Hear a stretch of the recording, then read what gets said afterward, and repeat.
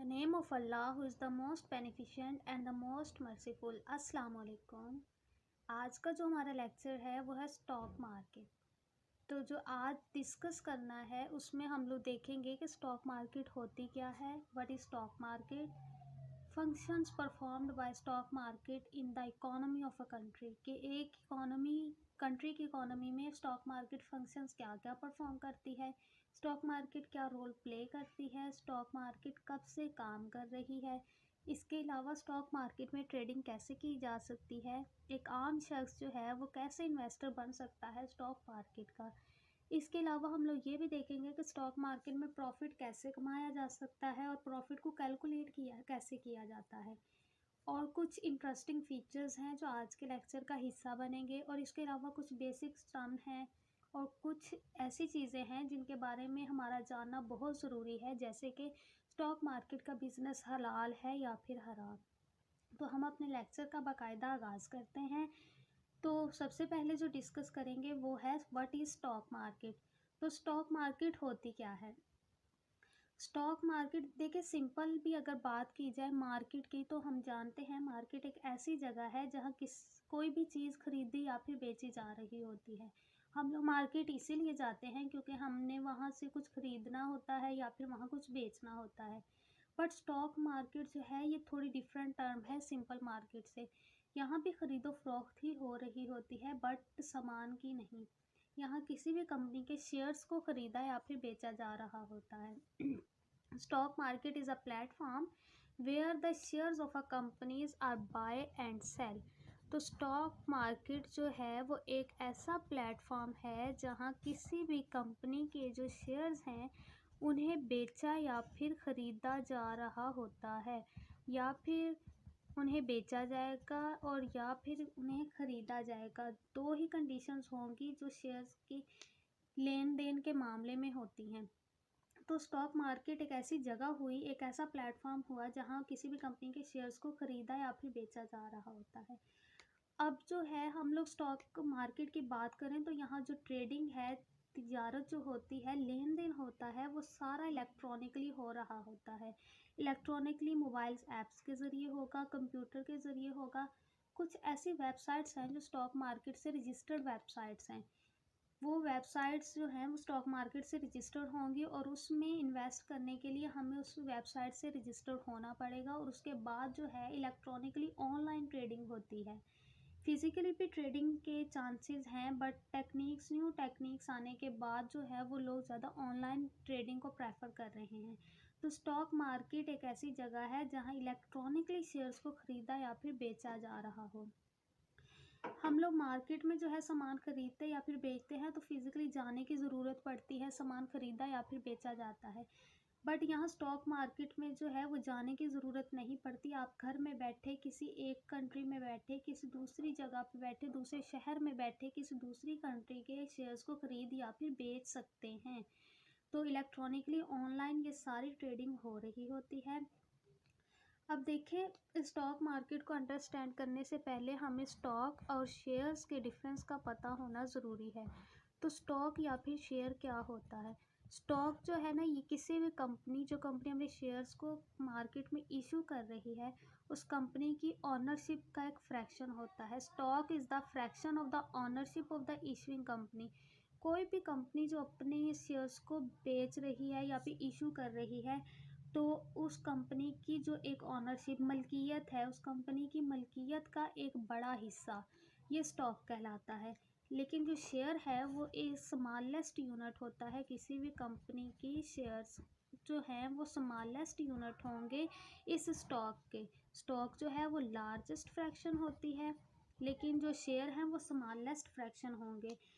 Stock जो है ना किसी भी कंपनी का, अब हम इसे ऐसे देखते हैं कि जैसे हमारे पास ये एग्ज़ाम्पल है कि हमारे पास इस चीज़ से हम लोग इसे देखेंगे कि ये एक जो है वो हमारे पास शेयर हो जाएगा, लेकिन ये ओवरऑल जो है हमारे पास ये हमारा स्टॉक कहलाएगा। तो स्टॉक क्या हुआ, किसी भी कंपनी का एक लार्जेस्ट फ्रैक्शन है जिसे इशू किया जा रहा है, और शेयर उस कंपनी के स्टॉक का एक स्मॉलेस्ट यूनिट होगा। एक एग्ज़ाम्पल देखते हैं कि एक कंपनी है, उसने अपने 10 लाख जो है वो शेयर्स को इशू कर दिया है।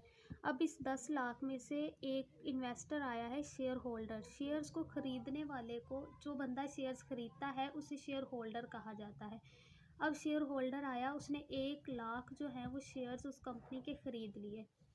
तो अब ऑनरशिप कैसे ख़रीदी गई है कि वो जो शेयर होल्डर है जिसने 1 लाख शेयर्स को ख़रीदा है, वो क्या होगा कि 10%, 10% उस कंपनी की ऑनरशिप का पार्टनर बन जाएगा, उस कंपनी की ऑनरशिप का वारिस बन जाएगा। अब वारिस बनने से मुराद ये नहीं है कि कोई भी कंपनी जो है वो अपनी पूरी की पूरी मलकियत, पूरी अथॉरिटी ही उस कंपनी के, उस शेयर होल्डर के पास चली जाएगी, ऐसा नहीं होता। बल्कि कोई भी जो कंपनी है वो अपने शेयर होल्डर को उसकी शेयर्स के हिसाब से ऑनरशिप में शामिल करती है। ऐसा नहीं होगा कि एक बंदे ने 10% जो है वो शेयर्स ख़रीदे हैं उस कंपनी के, तो वो मालिक पूरी कंपनी का ही बन गया है, ऐसा नहीं होता। बल्कि 1 साल के दौरान या फिर 6 मंथ के दौरान जो टाइम पीरियड होगा उस कंपनी का, उसके बाद अगर कंपनी को प्रॉफिट होता है या फिर लॉस होता है, तो वो उस प्रॉफिट या फिर लॉस का हिस्सेदार होगा, ना कि उस कंपनी की पूरी मलकियत उस शेयर होल्डर के पास चली जाएगी। तो ये जो है, शेयर होल्डर अपने सिर्फ प्रॉफिट या फिर लॉस का हकदार होता है, जो कि 1 साल के अंदर या फिर 6 मंथ, 4 मंथ के बाद जो भी एग्रीमेंट उनके दरमियान होगा, उसके बाद जो कंपनी प्रॉफिट गेन करेगी या फिर लॉस होगा उस कंपनी को, तो वो उसका हिस्सेदार होगा। एक बात और भी है कि ये जो शेयर होल्डर होता है, शेयर खरीदने वाला, ये उस कंपनी की डिसीजन मेकिंग में इन्वॉल्व नहीं होगा। एक बंदा है, अब उसने शेयर्स ख़रीदे हैं कंपनी के, यही 10% शेयर जिसने ख़रीदे हैं, ऐसा नहीं होता कि वो कंपनी के तमाम तर डिसीजन में शामिल होगा, तमाम फ़ैसले लेगा उस कंपनी के, ऐसा नहीं होगा। फ़ैसले सिर्फ कंपनी के ओनर्स ही लेंगे, जिनकी कंपनी है वो बंदा ही लेगा फ़ैसले। लेकिन उसके बाद अगर प्रॉफिट होता है या इन केस लॉस होता है, तो वो शेयर होल्डर में डिवाइड होगा उसके शेयर्स के हिसाब से, लेकिन वो डिसीजन मेकिंग नहीं कर सकता।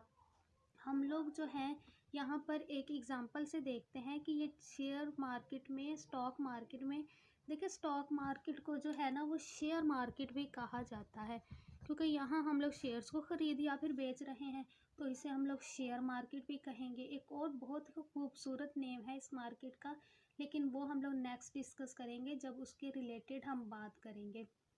तो हम लोग यहाँ इसे एक एग्ज़ाम्पल से देखते हैं कि शेयर या स्टॉक मार्केट में ट्रेडिंग का प्रोसेस कैसे होता है। हम लोग यहाँ एग्जांपल से देखेंगे कि स्टॉक मार्केट में ट्रेडिंग का प्रोसेस कैसे होता है। एग्जांपल लेते हैं कि एक मिस्टर ए हैं, वो उन्होंने अपना बिज़नेस स्टार्ट किया है और एक कंपनी इस्टेब्लिश की है अपनी। मिस्टर ए जो हैं वो मार्केट में बिज़नेस में आए हैं और उन्होंने अपनी कंपनी को इस्टेब्लिश कर दिया है। ये मिस्टर ए की कंपनी है, इस कंपनी का कोई भी नाम हो सकता है, ABC। लेट्स सपोज इस कंपनी का नेम है ABC। और इस कंपनी की जो वर्थ है, इस कंपनी की जो वैल्यू है वो है 50 लाख, 50 लाख इस कंपनी की जो है वो वर्थ है। अब मिस्टर ए जो है ना, इन्हें 40 लाख और चाहिए अपने बिज़नेस को मज़ीद एक्सपेंड करने के लिए। मिस्टर ए को जो है वो 40 लैक्स की ज़रूरत है, need 40 lakhs more to expand his business. तो मिस्टर ए जो है ना, अब क्या करेंगे कि वो अपनी जो कंपनी को है मज़ीद ग्रो करवा सके, क्योंकि अभी उन्हें 40 लाख की और ज़रूरत है। तो मिस्टर ए के पास जो है ना, ये 2 तरीके हैं कि वो 2 तरीके से मार्केट से पैसा इकट्ठा कर सकते हैं, लोगों से पैसा ले सकते हैं। तो मिस्टर ए जो है वो 2 तरीक़ों से पैसा लेंगे। या तो उनके पास एक चॉइस है कि वो किसी भी कंपनी से लोन ले लें, और या फिर दूसरी चॉइस उनके पास ये होगी कि वो अपने कंपनीज़ के शेयर्स को इशू कर दें मार्केट में।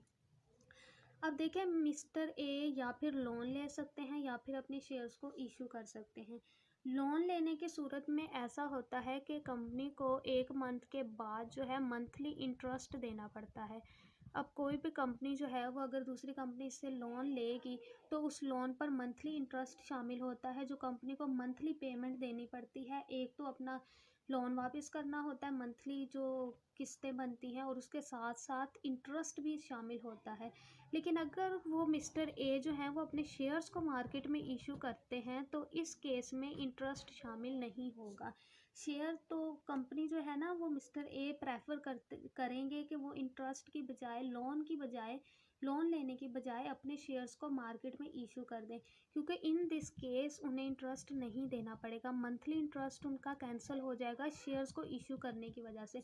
तो मिस्टर ए क्या करेंगे, मिस्टर ए जो हैं वो अपने 4 लाख शेयर जो हैं ₹10 पर शेयर के हिसाब से, अब एक शेयर्स की कीमत हमारे पास है ₹10। तो मिस्टर ए क्या करेंगे, अपने कंपनी के 4 लाख शेयर जो हैं उन्हें ₹10 पर शेयर, एक शेयर की कीमत ₹10 रखेंगे और इसको मार्केट में इशू कर देंगे। इस तरह उनके पास जो है वो 40 लाख रुपीज़ पहुंच जाएंगे, जिसकी वजह से वो अपनी कंपनी को मज़ीद एक्सपेंड कर सकते हैं। अब देखिए, मिस्टर ए ने अपना प्रॉफिट देखना है। उन्होंने लोन को इसीलिए लोन नहीं लिया क्योंकि लोन में मंथली इंटरेस्ट शामिल था। शेयर्स को इशू करने से जो है मिस्टर ए को अगर प्रॉफिट हुआ है तो वो 40 लाख का था। तो मिस्टर ए ने अपना फ़ायदा देखा, अपनी कंपनी को एक्सपेंड करने के लिए उनके पास एक ही चॉइस बची कि अपने शेयर्स को मार्केट में वो इशू कर दें। तो मिस्टर ए ने अपने शेयर्स को मार्केट में इशू कर दिया। अब हम लोग देखेंगे कि कोई भी कंपनी अपने जो शेयर्स हैं उन्हें इशू क्यों करती है, आखिर क्या ज़रूरत पड़ती है कंपनीज को कि वो अपने शेयर्स को मार्केट में इशू करे। तो ऐसे इन केस के अगर कंपनी जो है, अब देखा हमने मिस्टर ए की एग्जांपल ली, उसमें हमने देखा कि मिस्टर ए को जो है अपने बिजनेस को एक्सपेंड करने के लिए पैसे की ज़रूरत थी, वर्थ की ज़रूरत थी, तो उन्होंने जो है अपने शेयर्स को मार्केट में इशू कर दिया। पहली रीज़न तो यही होती है कि कोई भी कंपनी जो है अगर उनके बिज़नेस स्टार्ट किया है, अगर किसी भी कंपनी ने अपना बिज़नेस स्टार्ट किया है, किसी भी इन्वेस्टर ने अपना बिज़नेस स्टार्ट किया है, तो अगर उसके पास इतना सरमाया, इतना कैपिटल नहीं है कि वो अपने बिज़नेस को मज़ीद ग्रो कर सके, तो वो जो है अपने शेयर को कंपनी जो है वो इशू कर देगी। लेकिन एक केस और भी होता है, अगर कोई कंपनी जो है पहले से इस्टेब्लिश्ड है, उसने बहुत से शेयर्स अपने कंपनी ने इशू किए, लेकिन इन केस के मुसलसल उस कंपनी को लॉस ही हुआ है, बजाय प्रॉफिट होने के वो कंपनी हमेशा लॉस का ही शिकार रही। तो अब कंपनी क्या करेगी, अब कंपनी मज़ीद जो है वो लॉस से बचने के लिए अपने शेयर्स को इशू कर देती है। तो दो कंडीशन होती हैं, या तो कंपनी अपने बिजनेस को एक्सपेंड करने के लिए शेयर्स को इशू करेगी, और या फिर मज़ीद लॉस से बचने के लिए अपने शेयर्स को इशू कर देगी। तो ये दो रीजंस थे जिसकी वजह से कोई भी कंपनी अपने शेयर्स को मार्केट में इशू करती है। अब हम लोग ये देखेंगे कि शेयर्स को ख़रीदा कैसे जाता है, कौन से तरीके हैं जिनके ज़रिए शेयर्स ख़रीदे जा सकते हैं। तो यहाँ पर जो है वो शेयर्स को दो तरीक़ों से ख़रीदा जाता है। नंबर 1 जो है वो हमारे पास होती है प्राइमरी मार्केट, और नंबर 2 पर हमारे पास है secondary market, SECONDARY, secondary market. तो हमारे पास दो तरीके ऐसे हैं जिनके ज़रिए हम लोग जो है अपने शेयर्स को ख़रीद सकते हैं। प्राइमरी मार्केट एक ऐसी मार्केट है कि डायरेक्ट उस कंपनी से शेयर्स को हम लोग ख़रीदें जिस कंपनी ने अपने शेयर्स को इशू करना है, डायरेक्ट कंपनी से। अब कोई भी इन्वेस्टर है, शेयर होल्डर है, तो वो डायरेक्ट कंपनी के शेयर्स ख़रीदेगा तो वो प्राइमरी मार्केट के शेयर्स में जाएंगे। और अगर ऐसे शख्स से ख़रीदे जाएं जिसने ऑलरेडी किसी कंपनी के शेयर्स को ख़रीदा हुआ है, ऐसा शख्स जिसने किसी कंपनी के शेयर्स को पहले से ख़रीदा हुआ है, अगर उस बंदे से हम लोग शेयर्स ख़रीदते हैं, उस इन्वेस्टर से शेयर्स ख़रीदे जाते हैं, तो वो सेकेंडरी मार्केट होती है। प्राइमरी मार्केट ऐसी मार्केट जिसमें डायरेक्ट कंपनी से, वो कंपनी जो अपने शेयर्स को इशू कर रही है उस कंपनी से डायरेक्ट शेयर्स को ख़रीदना। और सेकेंडरी मार्केट एक ऐसी मार्केट होती है जहाँ शेयर्स होल्डर जो हैं वो आगे किसी भी कंपनी को शेयर्स को बेचते हैं। तो ये दो तरीके हैं जिससे किसी भी कंपनी के शेयर्स को ख़रीदा जाता है। अब हम लोग ये देखेंगे कि ट्रेडिंग का जो प्रोसेस है वो कैसे होता है, कौन कौन से लोग हैं जिस ट्रेडिंग का हिस्सा बनते हैं। तो नंबर 1 पे जो है सेलर, वो बंदा जिसने अपनी कंपनी के शेयर्स को बेचना है। नंबर 2 पर बायर, ख़रीदने वाला, वो शख्स जिसने किसी भी कंपनी के शेयर्स को ख़रीदना है। और नंबर 3 पर आ जाते हैं ब्रोकर्स। तो ये जो ट्रेडिंग है इसे इक्वेशंस के ज़रिए देखते हैं कि सेलर वो बंदा जिसने अपने शेयर्स को बेचा, यहाँ पर ये ट्रेडिंग हुई है ब्रोकर के ज़रिए, और ये आ गया बायर। तो सेलर जो है शेयर्स को बेचने वाला, बायर ख़रीदने वाला, और ब्रोकर। देखिए ब्रोकर जो है वो कौन होता है। ब्रोकर जो है स्टॉक मार्केट के रजिस्टर्ड एम्प्लॉय होते हैं। वो शख्स जो कि स्टॉक मार्केट में ट्रेडिंग करवाते हैं, मिडल मैन के तौर पर काम करते हैं। ब्रोकर जो है इसे मिडल मैन कहा जाता है, क्योंकि ये जो है बायर एंड सेलर्स के दरमियान कॉन्टैक्ट करवाता है शेयर्स को ख़रीदने या फिर बेचने के लिए। तो ये जो है ऐसा नहीं होता कि अब जो अगर कोई बंदा है जिसने शेयर्स को ख़रीदना है, वो डायरेक्ट सेलर के पास जाएगा कि मुझे शेयर्स दे दो, मुझे शेयर्स चाहिए। ऐसा नहीं होता, बल्कि जो बायर है वो पहले कांटेक्ट करेगा ब्रोकर से, ब्रोकर मज़ीद कांटेक्ट करेगा सेलर से, यहाँ पर इसका ऑर्डर रिसीव करेगा, यहाँ पर इसका रिसीव करेगा, और फिर दोनों की डिमांड जो है उसे पूरा करेगा। डायरेक्ट जो है वो सेलर बायर से और बायर सेलर से कांटेक्ट नहीं करता, बल्कि ये ब्रोकर्स के ज़रिए होता है। ब्रोकर जो है वो फिर ब्रोकरेज हाउस में होते हैं। ये ब्रोकरेज हाउस स्टॉक मार्केट के हाउसेज होते हैं जो कि रजिस्टर्ड होते हैं स्टॉक मार्केट में। तो ब्रोकर जो है वो एम्प्लॉय होते हैं स्टॉक मार्केट के, जो कि ये सारी ट्रेडिंग करवा रहे होते हैं। देखिए, अब मिस्टर ए हैं जिन्होंने अपने शेयर्स को बेचना है, मिस्टर बी हैं जिन्होंने उस कंपनी के शेयर्स को ख़रीदना है। तो क्या होगा, मिस्टर बी मार्केट में आए हैं, अब इन्हें पता ही नहीं है कि शेयर्स को ख़रीदा या फिर बेचा कैसे जाता है। तो सबसे पहले क्या करेंगे, क्या वो सीधा ब्रोकर के पास जाएंगे और कहेंगे कि भाई मुझे ये शेयर्स चाहिए, आप मुझे दे सकते हैं, या फिर मुझे ये शेयर चाहिए, मेरे पास इतनी कीमत है इनकी, आप मुझे शेयर्स दे दें। तो क्या ब्रोकर जो है वो शेयर्स अब किसी भी कंपनी के उठा के दे देगा बायर को? ऐसा नहीं होता। जब तक के ब्रोकर रजिस्टर ना करवा दें बायर एंड सेलर को स्टॉक मार्केट के हेड ऑफिस में, उसके बाद तक ही ट्रेडिंग का प्रोसेस होता है। ऐसा नहीं होता कि कोई भी शख्स जो है मार्केट में जाए, वहाँ से शेयर्स को ख़रीद या फिर बेच दे। जब तक कि वो शख्स रजिस्टर नहीं हो जाता स्टॉक मार्केट में, वो हकदार नहीं होगा, इस ट्रेडिंग का हिस्सा नहीं बन सकता। तो बायर जो है रजिस्टर्ड, सेलर एंड बायर दोनों रजिस्टर हो जाएंगे जब स्टॉक मार्केट में। तो उसके बाद जो है मिस्टर बी आए मार्केट में, अब इन्हें पता ही नहीं है कि ट्रेडिंग होती कैसे है। तो ये ब्रोकर से कांटेक्ट करेंगे कि मुझे जो है किसी भी कंपनी के शेयर्स का इन्वेस्टर बना दो, मैं शेयर होल्डर बनना चाहता हूँ। तो मिस्टर जो ए हैं इन्होंने पहले से ही ब्रोकर से कांटेक्ट किया होगा। ये मिस्टर ए जो है ना, ये ब्रोकर को पहले ही बता देते हैं कि मेरी जो कंपनी है इसके इतने शेयर्स हैं, मैं इन शेयर्स को बेचना चाहता हूँ, तो अगर कोई शख्स ख़रीदना चाहे तो आप मुझसे उसका राब्ता करवाइएगा। तो ये मिस्टर बी ने जो है ब्रोकर से कांटेक्ट किया कि इन्हें शेयर्स चाहिए किसी कंपनी के। सेलर ने पहले ही मिस्टर ए ने जो है ब्रोकर से कांटेक्ट किया हुआ था। अब ब्रोकर के पास एक टाइम है जिसके अंदर वो अपने बायर की डिमांड को फुलफ़िल कर सकता है। तो अब जो ब्रोकर है वो बायर से जो है वो ऑर्डर रिसीव करेगा और सेलर तक पहुंचाएगा। सेलर्स ने जितने अपने शेयर्स को इशू करना है उसके हिसाब से बायर की डिमांड को फुलफ़िल किया जाता है। तो इस तरह से ये ट्रेडिंग का प्रोसेस होता है। ब्रोकर जो है मिडल मैन के तौर पर काम करते हैं, क्योंकि यहाँ पर जो शेयर्स हैं या फिर बायर के पास जाते हैं या फिर सेलर के पास। तो मिडल मैन के तौर पर जो है ब्रोकर काम कर रहा होता है इस पूरी ट्रेडिंग में। और ये बहुत ही अहम शख्सियत होती हैं किसी भी ट्रेडिंग की, क्योंकि सारी ट्रेडिंग जो है वो ब्रोकर्स ही करवा रहे होते हैं। देखिए, शेयर जो है वो किसी भी कंपनी की फ़िज़िकल एंटिटी नहीं होती, किसी भी कंपनी का जो है वो फ़िज़िकल हिस्सा नहीं होता।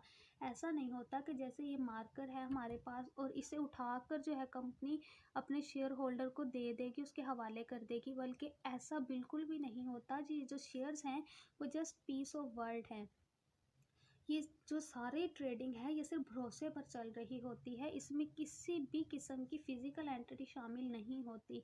जस्ट पेपर वर्क के बाद जो है अल्फाज जो अदा होते हैं ब्रोकर्स के ज़रिए, बायर के ज़रिए एंड सेलर के ज़रिए, ये सिर्फ एतमाद पर ट्रेडिंग चल रही होती है। तो जो है हमारी ट्रेडिंग जो है वो सिर्फ एतमाद पर चल रही होती है, जो कि ब्रोकर मिडल मैन के तौर पर जो काम कर रहे होते हैं, ये सारी ट्रेडिंग के हकदार यही होते हैं। अब ट्रेडिंग में प्रॉफिट हो रहा है या फिर लॉस हो रहा है, उसके हकदार जो हैं वो ब्रोकर नहीं होंगे, बल्कि ये जो ट्रेडिंग का प्रॉफिट और लॉस बायर के साथ इक्वली डिस्ट्रीब्यूट होगा, लेकिन ब्रोकर जो है इसे इससे कोई फ़ायदा नहीं होता। ब्रोकर ने जो है वो सेलर से भी अपना कमीशन लेना होता है और बायर से भी। ब्रोकर सेलर से भी कमीशन लेंगे जब इसके जी शेयर्स को बिकवा देगा, और बायर के शेयर्स को जब खरीद लेगा बायर, तो ये इन दोनों से कमीशन लेता है। लेकिन अगर इन केस के कंपनी को लॉस हो गया है तो ये ब्रोकर इस चीज़ का ज़िम्मेदार नहीं होता, बल्कि ब्रोकर जो है सिर्फ अपने कमीशन का ज़िम्मेदार होता है। तो ब्रोकर जो है वो पूरी ट्रेडिंग में, इसीलिए ब्रोकर को मिडल मैन कहा जाता है कि पूरी ट्रेडिंग में मिडल मैन के तौर पर काम करता है। तो हम लोग नेक्स्ट जो हम लोग डिस्कस करेंगे वो हम लोग ये देखेंगे कि ब्रोकर का तो हमने देख लिया कि कमीशन हो गया दोनों साइड से, सेलर से भी कमीशन ले लिया और बायर से भी। सेलर ने अपना प्रॉफिट गेन करने के लिए अपने शेयर्स को इशू किया था। अब बायर जो है खरीदने वाला, इससे इस सारी ट्रेडिंग से क्या फ़ायदा हुआ, क्योंकि बायर ने जो है वो इन्वेस्ट भी किया है पूरी ट्रेडिंग में, पूरी मलकियत का हिस्सा भी बना है। अब बायर को क्या प्रॉफिट हुआ है इस सारी ट्रेडिंग से, आखिर कोई भी शख्स जो है वो क्यों इन्वेस्ट करता है किसी भी बिजनेस में। तो ये जो बायर होते हैं, बायर को जो है वो इस सारी ट्रेडिंग से जो फ़ायदा होता है वो डिविडेंड की शेप में मिलता है। डिविडेंड क्या होता है, वो प्रॉफिट जो कि शेयर पर मिलता है किसी भी खरीदने वाले को, बायर को, उसे डिविडेंड कहा जाता है। Profit gain on the share, gain on share के शेयर पर मिलने वाला जो प्रॉफिट है वो डिविडेंड कहलाता है। देखिए बायर जो है जिसने ख़रीदा है शेयर्स को, इन्वेस्ट किया है, अब उसका प्रॉफिट जो है वो डिविडेंड कहलाएगा। डिविडेंड जो है वो प्रॉफिट होता है जो शेयर्स पर अर्न होता है, शेयर्स पर मिलता है। तो डिविडेंड जो है ये 3 तरीक़ों से दिया जाता है। डिविडेंड जो है 2% पर मिलता है, 2% डिविडेंड मिलता है शेयर होल्डर को पर शेयर के हिसाब से। ऐसा नहीं होता कि कोई भी कंपनी जो है उसने अगर 1 साल के अरसा के बाद प्रॉफिट गेन किया है तो वो अपने सारे का सारा प्रॉफिट ही 50-50% बायर के साथ डिस्ट्रीब्यूट करेगी, शेयर होल्डर को देगी। ऐसा नहीं होता, बल्कि जो है 2% शेयर, 2% जो प्रॉफिट है वो पर शेयर जो है वो बायर को मिलता है, शेयर होल्डर को मिलता है। शेयर होल्डर जो है वो 2% शेयर पर शेयर के हिसाब से अपने प्रॉफिट का हकदार होगा।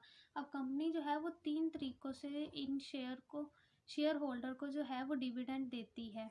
नंबर 1 पर जो है वो जितने पैसे के शेयर्स बने, अब उस कंपनी ने जितने शेयर्स जो है अपने डिविडेंड जो देना था अपने शेयर होल्डर को, उसके हिसाब से शेयर होल्डर का जितना हिस्सा 2% के हिसाब से पर शेयर, एक शेयर पर 2% के हिसाब से जितना भी प्राइस बनी है, उसकी कीमत बनी है, या तो वो डायरेक्ट अपने शेयर होल्डर को ये कीमत दे देगी।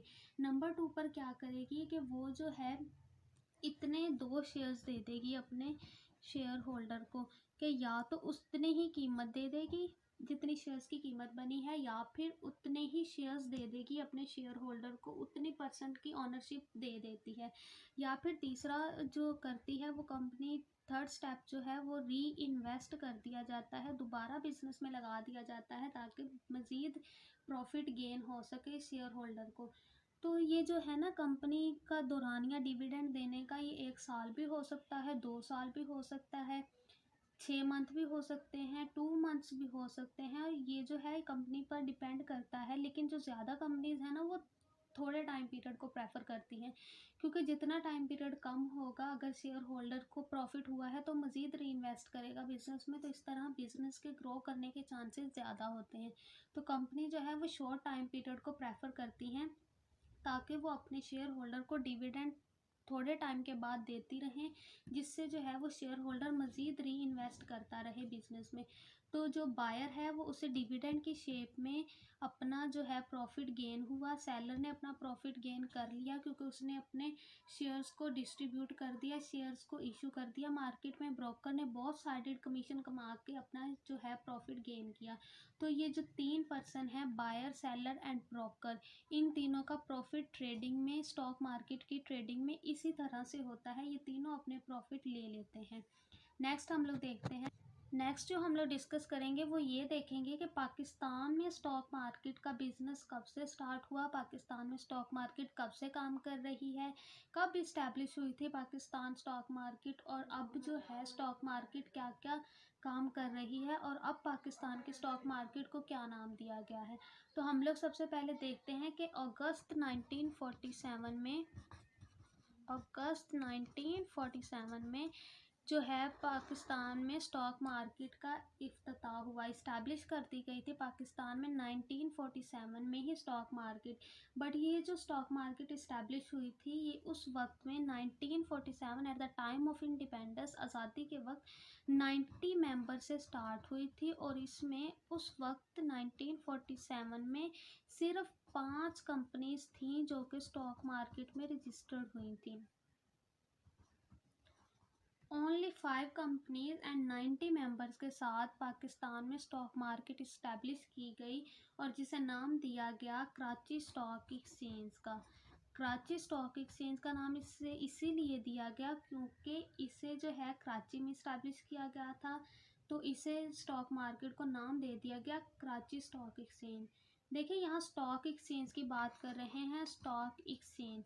कुछ लोग जो हैं वो कंफ्यूज हो जाते हैं कि जब स्टॉक मार्केट की जगह स्टॉक एक्सचेंज का नाम बोला जाए, तो स्टॉक एक्सचेंज जो है वो एक रिलेटेड टर्म है स्टॉक मार्केट से ही। बेसिकली दोनों टर्म सेम ही हैं। स्टॉक एक्सचेंज जो है वो एक ऐसी जगह है जो कि फैसिलिटी प्रोवाइड करती है शेयर्स को ख़रीदने या फिर बेचने की। तो हमारी स्टॉक मार्केट भी एक ऐसा ही प्लेटफॉर्म है जहाँ शेयर्स को ख़रीदा या फिर बेचा जाता है। तो बेसिकली दोनों टर्म सेम ही हैं। स्टॉक एक्सचेंज भी ऐसी सहूलत मुहैया करती है कि जहाँ शेयर्स को ख़रीदा या फिर बेचा जा रहा हो, और स्टॉक मार्केट भी एक ऐसा ही प्लेटफॉर्म है जहाँ शेयर्स को ख़रीदा या फिर बेचा जा रहा होता है। तो ये दोनों term stock exchange and stock market are the related inter related term है, एक दूसरे से रिलेट करती हैं और सेम टर्म ही कंसीडर की जाती हैं। अब 1947 में कराची स्टॉक एक्सचेंज जो है वो इसे इस्टेब्लिश कर दिया गया था और कुछ साल बाद 1970 में 1970 में लाहौर स्टॉक एक्सचेंज कायम किया गया पाकिस्तान में। लाहौर स्टॉक एक्सचेंज कायम किया गया 1970 अक्टूबर में।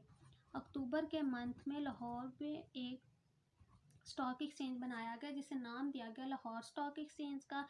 इसके बाद कुछ अरसा बाद 1989 में एक और स्टॉक एक्सचेंज पाकिस्तान में कायम किया गया जिसे नाम दिया गया इस्लामाबाद स्टॉक एक्सचेंज का।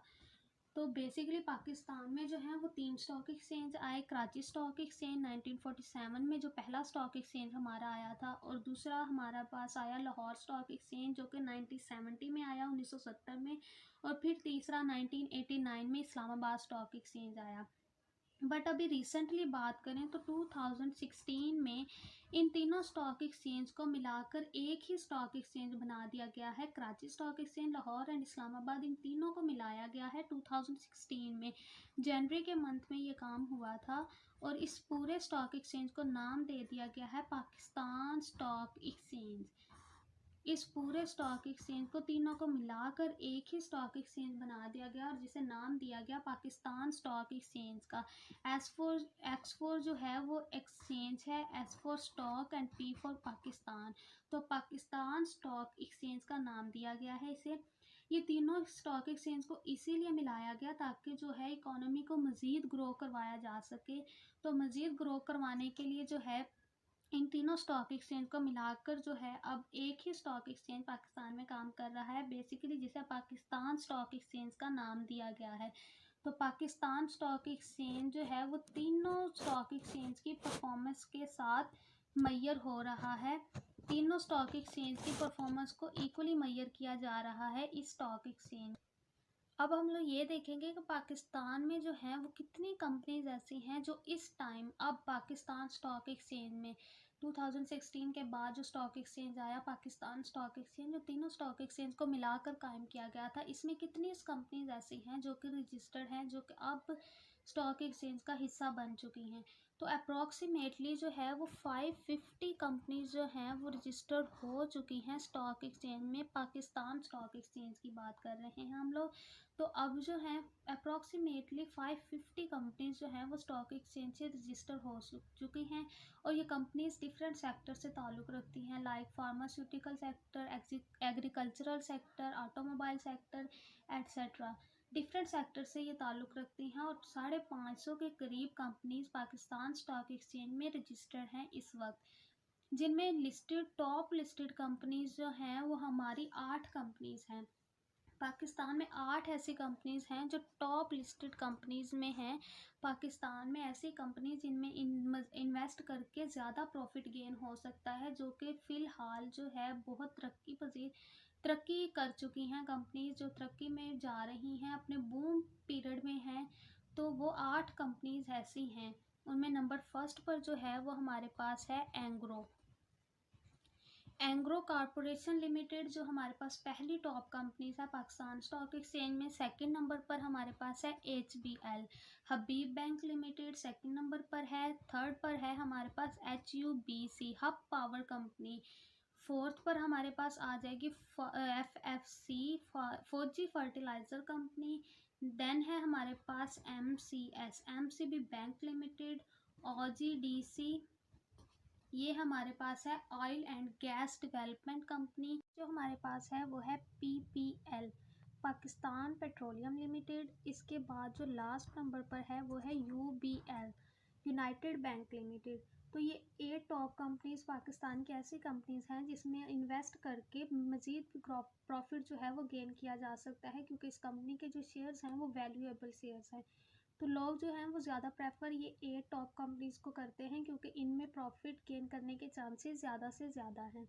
इसके अलावा भी और बहुत सी कंपनीज़ हैं जो पाकिस्तान स्टॉक एक्सचेंज में रजिस्टर्ड हैं, जिनमें आ जाती है अलगाजी ट्रैक्टर, एलाइड बैंक, आरिफ हबीब कॉरपोरेशन, एशिया स्टील्स एट्सेट्रा। इस तरह बहुत सी कंपनीज़ हैं जो पाकिस्तान स्टॉक एक्सचेंज में रजिस्टर्ड हैं, जो कि अप्रॉक्सीमेटली 550 कंपनी हैं।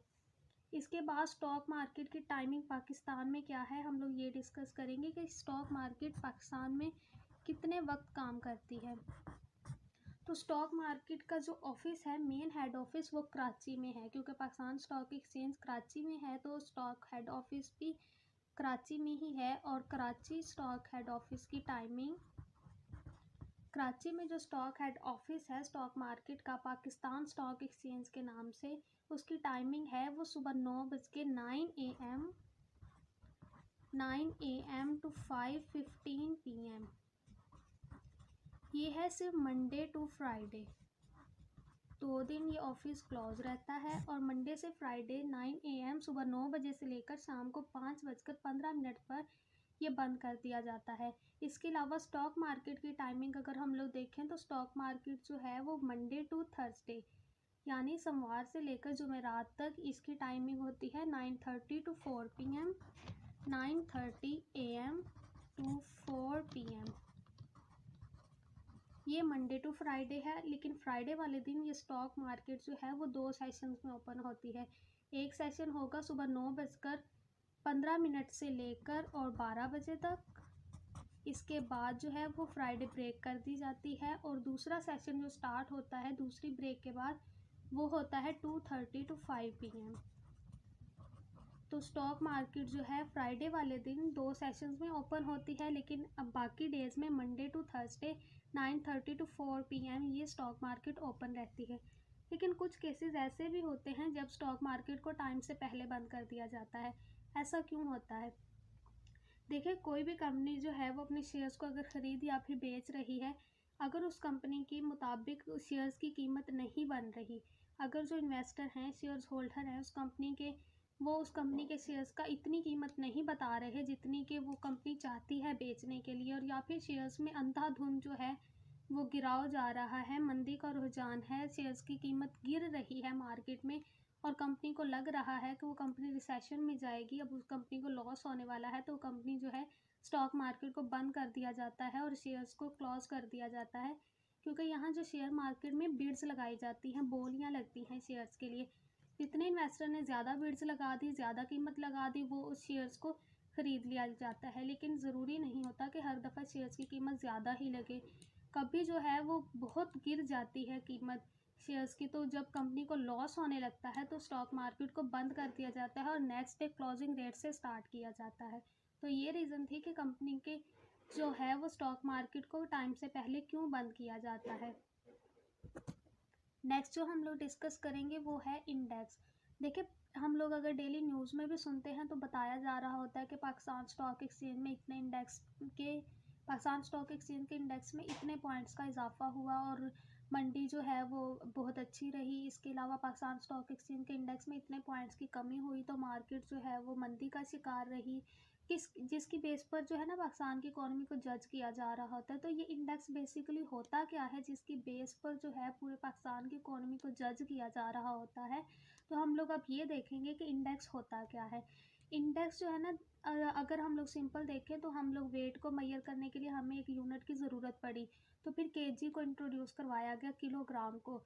इसके अलावा डिस्टेंस को कवर करने के लिए भी यूनिट की ज़रूरत थी, तो डिस्टेंस को कवर किया गया किलोमीटर्स में, माइल्स में। अब देखिए स्टॉक मार्केट है जहाँ इतना बड़ा बिजनेस हो रहा है, लाखों के अरबों खरबों में ले शेयर्स को ख़रीदा या फिर बेचा जा रहा होता है, तो इसकी परफॉर्मेंस को मेजर करने के लिए भी किसी यूनिट की ज़रूरत थी। तो 1991 में इंडेक्स को इंट्रोड्यूस करवाया गया मार्केट की परफॉर्मेंस को मेजर करने के लिए। 1991 में स्टॉक मार्केट की परफॉर्मेंस को मेजर करने के लिए इंडेक्स जो है वो इंट्रोड्यूस हुआ, और इस इंडेक्स की जो बेस वैल्यू है वो 1000 थी। 1000 बेस वैल्यू इंडेक्स की रखी गई और इंडेक्स को इंट्रोड्यूस करवाया गया स्टॉक मार्केट में जितने चेंजेस हो रहे हैं उनको मेजर करने के लिए। तो इंडेक्स जो है ये basically it is an indicator that measure the changes taking place in the stock market. तो स्टॉक मार्केट में जितने चेंजेस हो रहे हैं उनको मेजर करने के लिए इंडेक्स जो है ये इंडिकेटर है जो उनको मेजर करता है। इंडेक्स जो है पाकिस्तान में काफ़ी इंडेक्स हैं, जिनमें KSE 30 index, KSE 50 index, KSE 100 index, KSE share जो कि इस्लामिक इंडेक्स है। बट जो मेन इम्पोर्टेंस है वो KSE 100 इंडेक्स को हासिल है। तो इसे 100 इंडेक्स इसीलिए कहा जाता है क्योंकि यहाँ पर जो टॉप कंपनीज रजिस्टर्ड हैं KSE 100 इंडेक्स में, KSE Karachi stock exchange 100 index. तो यहाँ पर जो है 100 कंपनीज ऐसी हैं जिन्हें टॉप लिस्टेड कंपनीज में शामिल किया गया, और ये यहाँ पर 100 कंपनीज में 43 कंपनीज ऐसी थी जिन्हें असेंडिंग ऑर्डर में रखा गया, ऐसी कंपनी जिनके फ्री फ्लॉट शेयर ज़्यादा थे। अब फ्री फ्लॉट शेयर्स क्या होते हैं? फ्री फ्लॉट शेयर्स ऐसे शेयर्स होते हैं जो कि कंपनीज के शेयर जनरली पब्लिक को अवेलेबल होते हैं, आम लोगों को हासिल होते हैं, जो कि ईज़िली ट्रेड हो सकते हैं। जो आम लोग हैं, इन्वेस्टर हैं, आम लोग ये नहीं कि जिसने इन्वेस्ट ही नहीं किया वो भी जाके शेयर्स खरीद लेगा, वो नहीं, इन्वेस्टर की बात हो रही है, ऐसे इन्वेस्टर जो कि स्टॉक मार्केट से रजिस्टर्ड हो चुके हैं। ऐसे लोगों के लिए अगर कंपनी के शेयर्स फ्री फ्लॉट शेयर्स वो होंगे जो कि ईज़िली अवेलेबल होंगे ट्रेडिंग के लिए, जिन्हें आसानी से ख़रीदा या फिर बेचा जा सकता हो, ऐसे शेयर्स को फ्री फ्लॉट शेयर्स कहा जाता है। तो 43 कंपनीज ऐसी थी जिन्हें असेंडिंग ऑर्डर में रखा गया KSE 100 इंडेक्स के, जिनके फ्री फ्लॉट शेयर ज़्यादा थे, और 57 कंपनीज ऐसी थी जिन्हें डिसेंडिंग ऑर्डर में रखा गया, जिनके फ्री फ्लॉट शेयर्स कम थे। तो टोटल जो है वो 100 कंपनीज ऐसी हैं जो कराची स्टॉक एक्सचेंज में काम कर रही हैं, कराची स्टॉक एक्सचेंज से रजिस्टर्ड हैं, टॉप कंपनीज की बात कर रहे हैं जिनमें प्रॉफिट ज़्यादा गेन किया जाता है। तो KSE 100 इंडेक्स की बेस पर जो है हमारी स्टॉक मार्केट की इंडेक्स को जज किया जाता है। अब ये इंडेक्स जो है वो कैलकुलेट थोड़ा मैथमेटिकल पॉइंट ऑफ व्यू से होगा, और ये इंडेक्स जो है मार्केट कैपिटलाइजेशन से कैलकुलेट किया जाता है। मार्केट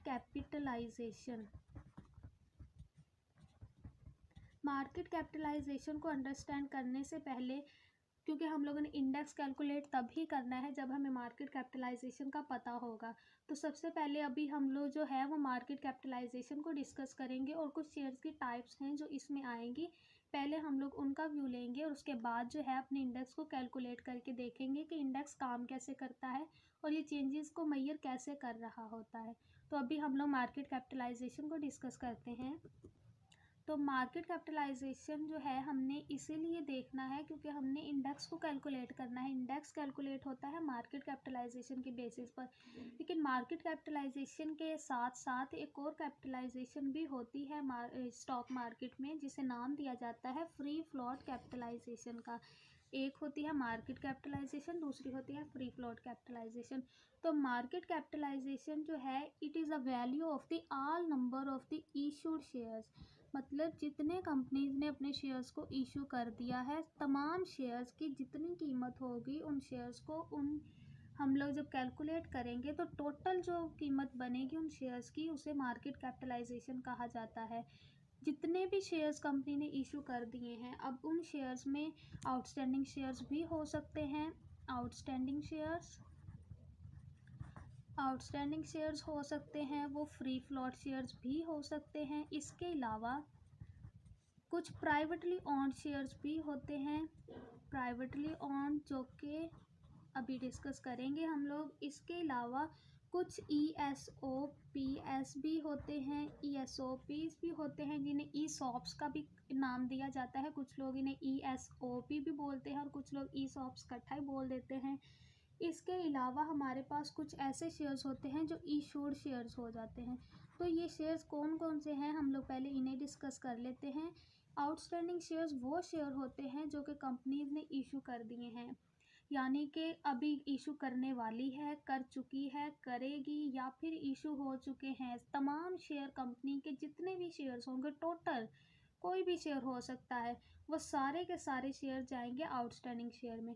फ्री फ्लोट की पहले भी बात की थी कि वो जनरली अवेलेबल होते हैं पब्लिक के लिए। ऐसे शेयर जिनकी ईजिली ट्रेडिंग हो सकती है वो फ्री फ्लोट शेयर्स कहलाएंगे। इसके अलावा कंपनीज के कुछ शेयर्स ऐसे होते हैं जिन्हें प्राइवेटली ओन्ड शेयर्स का नाम दिया जाता है। तो प्राइवेटली ओन्ड शेयर जो है ना, कुछ गवर्नमेंट खरीद लेती है कंपनी के शेयर, या फिर कुछ कंपनी के इन्वेस्टर्स होते हैं जो शेयर्स को ख़रीद लेते हैं लेकिन उन्हें फ़िक्स कर लेते हैं, वो उन्हें आगे जो है ट्रेडिंग में इन्वॉल्व नहीं करते, अपने पास कुछ अरसे के लिए फ़िक्स कर लेते हैं, वो ट्रेडिंग में इन्वॉल्व नहीं होते, बस उन्हें ख़रीद के अपने पास रख लिया जाता है। तो ऐसे जो हैं शेयर्स प्राइवेटली ओन्ड शेयर्स हो जाते हैं। ESOPs क्या होते हैं? ये कुछ ऐसे शेयर्स हैं जो कि एम्प्लॉय स्टॉक ऑनरशिप प्लान में शामिल हैं। एम्प्लॉय स्टॉक ऑनरशिप प्लान, ये कुछ ऐसे शेयर्स हैं जो कि कंपनी अपने एम्प्लॉय को देती है। ऐसा नहीं होता कि अब सारे एम्प्लॉयज़ जो हैं वो शेयर्स को ख़रीदने लग जाते हैं, ऐसा बिल्कुल भी नहीं होता, बल्कि कुछ कंडीशंस हैं जिन्हें फुलफ़िल करने के बाद जो कंपनी के अपने एम्प्लॉय होते हैं उन्हें ये शेयर्स का कुछ हिस्सा दिया जाता है। ऐसा इसीलिए किया जाता है क्योंकि एम्प्लॉय जो है वो कंपनी में काम कर रहे हैं, अब 1 साल के बाद या फिर कुछ मंथ के बाद उनकी सैलरी में जो एग्रीमेंट लगता है वो कुछ थाउजेंड पे होता है। लेकिन अगर एम्प्लॉय जो है वो शेयर को ले लेंगे, शेयर होल्डर्स बन जाएंगे, तो उन्हें इस चीज़ का बेनिफिट मिलता है कि अगर प्रॉफिट हो रहा है, डिविडेंड के शेयर में मिल रहा है, तो वो फिर एम्प्लॉय को भी मिलता है। इससे एम्प्लॉय जो है वो मज़ीद हार्ड वर्किंग करते हैं, अपनी कंपनी के लिए दिल लगाकर मेहनत करते हैं ताकि उनकी कंपनी जो है मज़ीद प्रॉफिट गेन कर सके और उनका बिज़नेस जो है वो एक्सपैंड हो सके। तो ये जो है अपॉर्चुनिटी एम्प्लॉयज़ के लिए होती है, एम्प्लॉय स्टॉक ऑनरशिप प्लान, जिसमें एम्प्लॉयज़ को शेयर्स दिए जाते हैं। ये कंपनी की तरफ से दिए जाते हैं, जिसके बाद एम्प्लॉय भी उस मलकियत का हिस्सा बन जाते हैं। इसके बाद ऐसे शेयर जो कि इशू कर दिए गए हैं मार्केट में, इशूड शेयर्स, ऐसे शेयर जिन्हें मार्केट में इशू कर दिया गया है और जिनकी ट्रेडिंग हो रही है। तो ये कुछ शेयर्स थे। मार्केट कैपिटलाइजेशन जो है वो आउटस्टैंडिंग शेयर से कैलकुलेट की जाती है। मीन के आउटस्टैंडिंग शेयर में ये सारे शेयर जो हमने अभी देखे, जो प्राइवेटली ओन्ड थे, फ्री फ्लोट थे, ESOPs थे, इशूड शेयर्स थे, इन सब की जितनी भी वैल्यू होगी, एक एक शेयर की एक एक कीमत को जब हम ओवरऑल मल्टीप्लाई करके रिजल्ट निकालेंगे तो ये मार्केट कैपिटलाइजेशन में चला जाता है। लेकिन फ्री फ्लोट कैपिटलाइजेशन हम लोग थोड़ी सी मार्केट कैपिटलाइजेशन से डिस्कस करेंगे कि मार्केट कैपिटलाइजेशन से थोड़ी सी ये डिफरेंट होती है फ्री फ्लोट कैपिटलाइजेशन। इसमें जो है हमारे पास ये वाले जो प्राइवेटली ओन्ड शेयर्स थे हमारे पास, हम इन्हें आउटस्टैंडिंग शेयर्स में से माइनस कर देते हैं। फ्री फ्लोट को कैपिटलाइजेशन को हम इस तरह कैलकुलेट करते हैं कि ये जो प्राइवेटली ओन्ड शेयर्स थे हमारे पास, इन्हें हम लोग आउटस्टैंडिंग शेयर में से माइनस कर देंगे। आउटस्टैंडिंग जो हमारे पास शेयर थे उनमें से ये प्राइवेटली ओन्ड शेयर्स को माइनस किया जाएगा फ्री फ्लोट कैपिटलाइजेशन को कैलकुलेट करने के लिए, और इसमें हम लोग वो वाले शेयर्स ऐड कर देंगे जो हमने अपने एम्प्लॉयज़ को दिए थे, जिन्हें हमने नाम दिया था ESOP का। तो हमारे पास फ्री फ्लोट कैपिटलाइजेशन कैलकुलेट ऐसे हुई कि हमने आउटस्टैंडिंग जो हमारे पास शेयर थे, जितने भी शेयर्स थे कंपनी के, उसमें से हमने वो शेयर्स निकाल दिए जो कि हमने प्राइवेटली ओन्ड थे, जो कि गवर्नमेंट ने या फिर किसी इन्वेस्टर ने लेकर रख लिए थे, फिक्स कर लिया। अब उन्हें वो नहीं चाहते कि उनकी ट्रेडिंग हो, वो कुछ अरसे के बाद उन्हें ट्रेड करना चाहते हैं, तो वो वाले शेयर जो हैं इसमें से माइनस कर दिए जाएंगे और इसके बाद वो शेयर्स ऐड कर दिए जाएंगे जो कि एम्प्लॉय को दिए गए हैं। तो फ्री फ्लोट कैपिटलाइजेशन में basically just privately owned share outstanding share में से माइनस किए जाते हैं, बाकी जितने भी कंपनी के शेयर्स हैं उन शेयर्स को ऐड करके फ्री फ्लोट कैपिटलाइजेशन निकाली जाती है। इसे हम लोग एक एग्जांपल से देखेंगे, उससे ज़्यादा बेस्ट समझ आएगी। तो एग्जांपल देखते हैं कि एक कंपनी जो है, हम लोग एक कंपनी का ले लेते हैं एग्जांपल कि एक कंपनी है, उसका नेम है सपोज ABC कंपनी। अब इस कंपनी ने जो है अपने 50,000 शेयर जो है वो इशू कर दिए हैं। उस टोटल शेयर जो हैं वो कंपनी है 50,000। टोटल शेयर हमारे पास है 50,000 उस कंपनी के, जिनमें से 27,000 जो शेयर्स हैं इसी 50,000 में से 27,000 शेयर प्राइवेटली ओन्ड हैं जो कि फ़िक्स हैं, जिन्हें इन्वेस्टर या फिर गवर्नमेंट जो है वो अभी ट्रेडिंग में शामिल नहीं करना चाहती। वो नहीं चाहते कि उनके शेयर जो हैं अभी उनकी ट्रेडिंग हो, तो उन्होंने अभी फ़िक्स किए हुए हैं, वो आने वाले वक्त में उन्हें बेचना चाहते होंगे। और इसके अलावा जो हमारे पास 23,000 ऐसे शेयर्स हैं जो कि पब्लिकली ओन्ड हैं, जो कि फ्री फ्लोट शेयर्स हैं, फ्री फ्लोट जिनकी ईजिली ट्रेडिंग की जा सकती है। तो हम लोग इस एग्जांपल से देखेंगे कि मार्केट कैपिटलाइजेशन क्या होती है और फ्री फ्लोट कैपिटलाइजेशन क्या होती है। तो मार्केट कैपिटलाइजेशन हमारे पास हो जाएगी, मार्केट कैपिटलाइजेशन में हमने टोटल नंबर ऑफ जो हमारे पास शेयर्स थे, अब देखें हमारे पास टोटल नंबर ऑफ़ शेयर 50,000 थे, और अगर हम यहाँ पर सपोज कर लेते हैं कि हमने एक शेयर की जो कीमत है उसे 28 रुपये रखा है, ₹28, मीन के 50,000 शेयर्स कंपनी ने जो हैं वो अपने आउटस्टैंडिंग शेयर है, टोटल शेयर है उस कंपनी के, उस एक शेयर की कीमत 28 रुपये है, 28 रुपीज़। तो मार्केट कैपिटलाइजेशन जो हमारी होगी वो हमने पहले भी बात की थी कि कंपनी के तमाम शेयर्स को उनकी शेयर प्राइस से मल्टीप्लाई किया जाता है। तो जब कंपनीज के टोटल शेयर्स को शेयर प्राइस से हम लोग मल्टीप्लाई करेंगे तो ये हमारे पास आ जाएगा 14 लाख। तो ये हमारे पास मार्केट कैपिटलाइजेशन आ गई।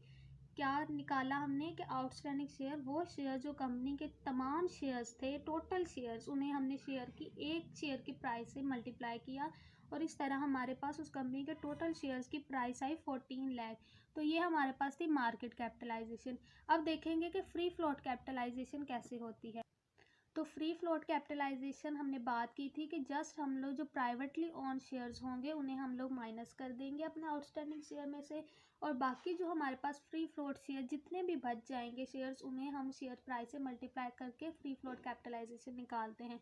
तो हम लोगों ने यहाँ आउटस्टैंडिंग शेयर्स को शेयर की प्राइस से मल्टीप्लाई किया, जिससे हमारे पास मार्केट कैपिटलाइजेशन आई। लेकिन फ्री फ्लोट कैपिटलाइजेशन में हम लोग अपने जस्ट प्राइवेटली ओन शेयर को माइनस कर देंगे, तो पीछे हमारे पास बच गए ये फ्री फ्लोट शेयर। तो फ्री फ्लोट शेयर हमारे पास थे 23,000, इन्हें हम शेयर प्राइस से मल्टीप्लाई करेंगे 28, तो ये हमारे पास बन जाएगा 6,44,000। देखें हम लोगों ने आउटस्टैंडिंग शेयर में तमाम शेयर्स की प्राइस को शेयर प्राइस से मल्टीप्लाई किया, तमाम शेयर्स को, और फ्री फ्लोट कैपिटलाइजेशन में हमने जस्ट जो हमारे प्राइवेटली ओन्ड शेयर थे जो कि 27 थे, इन्हें हम लोगों ने माइनस कर दिया। पीछे हमारे पास बच गए 23,000, जिसे हमने 28 से मल्टीप्लाई किया जो कि हमारी एक शेयर की प्राइस थी। तो हमारे पास ये फ्री फ्लोट कैपिटलाइजेशन आ गई। तो आई होप कि आप लोगों को market capitalisation and free float capitalisation को समझने में आसानी होगी। अब हम लोग जो है अपने इंडेक्स को कैलकुलेट करते हैं, जो कि हमने मार्केट कैपिटलाइजेशन की बेसिस पर करना था। अब हमें मार्केट कैपिटलाइजेशन जब कैलकुलेट करनी आ गई है तो हमारे लिए इंडेक्स को कैलकुलेट करना बहुत ही ईजी होगा। तो अभी हम लोग अपने इंडेक्स को कैलकुलेट करने की तरफ जाएंगे कि हमें पता चले कैसे इंडेक्स जो है वो डेली चेंजेस जो स्टॉक मार्केट में हो रही होती हैं उन्हें कैसे कैलकुलेट करता है। तो चलें अब हम लोग अब देखते हैं कि इंडेक्स कैसे काम करता है और इंडेक्स की कैलकुलेशन कैसे की जाती है। इंडेक्स को कैलकुलेट जो है वो हम लोग एक एग्जांपल के साथ देखेंगे कि इंडेक्स, मैंने पहले भी आपको बताया था कि जब 1991 में इंडेक्स को इंट्रोड्यूस करवाया गया तो तब इसकी बेस वैल्यू जो है वो 1000 पॉइंट्स का रखा गया, कि 1000 पॉइंट्स को इंडेक्स की बेस वैल्यू करार दिया गया। तो अब जो है हम लोग एक डे की डे फर्स्ट 1991 के बाद जो डे फर्स्ट था और डे सेकंड, इसमें जो स्टॉक मार्केट में चेंजेस आई हम लोग उसको कैलकुलेट करके देखते हैं, तो हमें इंडेक्स को अंडरस्टैंड करना इजीली हमारे पास हो जाएगा कि हम इंडेक्स को कैसे अंडरस्टैंड कर सकते हैं। तो डे फर्स्ट की अगर हम परफॉर्मेंस को देखें 1991 के बाद डे फर्स्ट की अगर एग्जांपल लें, ये जस्ट हम लोग सपोज कर रहे हैं कि एक कंपनी, हमारे पास 3 कंपनीज ऐसी थी A, B एंड C, जिन्होंने अपने शेयर्स को मार्केट में इशू किया और उस शेयर की जो प्राइस थी A, B and C company की, A कंपनी की शेयर प्राइस थी 20, B कंपनी की शेयर प्राइस थी 30 एंड C कंपनी की शेयर प्राइस थी 40। तो इन कंपनीज ने जो अपने शेयर्स को इशू किया, नंबर ऑफ शेयर्स जो थे इस कंपनीज के, नंबर ऑफ शेयर्स, कितने शेयर्स इशू किए, ए कंपनी ने अपने शेयर्स इशू किए 50,000, ये जस्ट हम लोग सपोज कर रहे हैं इंडेक्स को अंडरस्टैंड करने के लिए। सेकंड कंपनी ने अपने शेयर्स को जो इशू किया वो थे 1 लाख, एंड थर्ड कंपनी ने जो अपने शेयर्स को इशू किया जो सी कंपनी थी वो थे 1.5 लाख, मीन के 1,50,000। तो यहाँ हमने देखा कि स्टॉक जो था हमारे पास A B and C company से आया। ए बी सी कंपनी ने अपने शेयर्स को इशू किया। ए कंपनी के शेयर्स की प्राइस थी 20, बी की थी 30 एंड सी की थी 40। इसके अलावा नंबर ऑफ शेयर्स जो ए कंपनी ने 50,000 किए, बी कंपनी ने 1 लाख शेयर्स को इशू किया एंड सी कंपनी ने 1.5 लाख। तो हम लोग यहाँ मार्केट वैल्यू अगर देखें, मार्केट वैल्यू कैसे आएगी, हमारे पास जो हमारे पास नंबर ऑफ शेयर्स हैं, हम इन शेयर्स को शेयर की प्राइस से मल्टीप्लाई करेंगे। तो कंपनी ए की जो मार्केट वैल्यू थी वो बनी हमारे पास 10 लाख। नंबर बी कंपनी जो हमारे पास थी, बी कंपनी के शेयर्स की जो मार्केट वैल्यू बनी वो बनी हमारे पास 30 लाख, एंड सी कंपनी की जो हमारे पास मार्केट वैल्यू बनी वो थी 60 लाख। तो हमारे पास मार्केट कैपिटलाइजेशन क्या आएगी डे फर्स्ट की, कि हम लोगों ने जो 10 lakh, 30 lakh and 60 lakh number of shares को मल्टीप्लाई किया जाता है शेयर प्राइस से। तो हमारे पास मार्केट कैपिटलाइजेशन थी ऑल शेयर्स, आउटस्टैंडिंग शेयर, जितने भी शेयर्स कंपनी के थे। तो हमारे पास फ़िलहाल 3 कंपनीज़ हैं, तो 3 कंपनीज़ के ये तमाम शेयर्स की प्राइस क्या थी हमारे पास 10, 30 एंड 60। तो हम लोग जब इन तीनों को ऐड करेंगे तो हमारे पास मार्केट कैपिटलाइजेशन बन जाएगी 1 करोड़। 1 करोड़ हमारे पास मार्केट कैपिटलाइजेशन आ गई डे फर्स्ट की। वो डे फर्स्ट जो 1991 के बाद आया था, 1991 से ऑनवर्ड फर्स्ट डे जो हमारे पास था उसमें हम लोगों ने सपोज किया कि हमारे पास डे फर्स्ट की मार्केट कैपिटलाइजेशन जो है वो 1 करोड़ आ गई। अब हम डे सेकंड के मार्केट कैपिटलाइजेशन को देखते हैं और इसके बाद हम लोग देखेंगे कि इंडेक्स को कैलकुलेट कैसे किया जाता है। इसी एग्जांपल में हम लोग डे 2 की चेंजेस को देखेंगे कि डे 2 में हमारे पास कुछ चेंजेस आए, जो कि हमारे पास 1991 का जो ऑनवर्ड डे सेकंड था हमारे पास मार्केट का, स्टॉक मार्केट का, उसमें थोड़े से चेंजेस आए जिसमें शेयर्स की प्राइस बढ़ गई। हम लोग ये जस्ट पॉज कर रहे हैं कि सेकंड डे जो है हमारी ए कंपनी के जो शेयर्स थे उनकी प्राइस 22 हो गई एक शेयर की, बी कंपनी के जो शेयर्स थे उनकी प्राइस 33 हो गई एंड सी कंपनी के जो शेयर्स थे उनकी प्राइस 44 हो गई। प्राइस में चेंज हुआ डे चेंज होने के साथ साथ, तो लेकिन जो हमारे शेयर्स हैं वो उन्हें हम इतना ही रहने देंगे कि नंबर ऑफ़ शेयर्स उतने ही थे जितने कंपनीज ने डे फर्स्ट डे इशू किए, सेकंड डे भी उतने ही हैं, बट जस्ट यहाँ हम लोगों ने शेयर प्राइस को चेंज किया कि शेयर्स की जो कीमतें हैं वो अगले दिन बढ़ गई। माइनर सी चेंजेस आई है जिसकी वजह से अब हमारी मार्केट कैपिटलाइजेशन थोड़ी सी चेंज हो जाएगी, क्योंकि अब हमने नंबर ऑफ़ शेयर्स को इन शेयर प्राइस से कैलकुलेट करना है।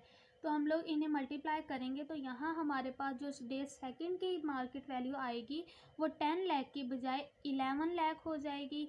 यहाँ पर 30 लाख के बजाय ये 33 लाख हो जाएगा और यहाँ 60 लाख के बजाय ये 66 लाख हो जाएगा, क्योंकि अभी हमने ये शेयर्स की नंबर ऑफ़ शेयर्स को न्यू शेयर प्राइस से मल्टीप्लाई किया है। ये हमारे डे सेकंड की चेंजेस थी।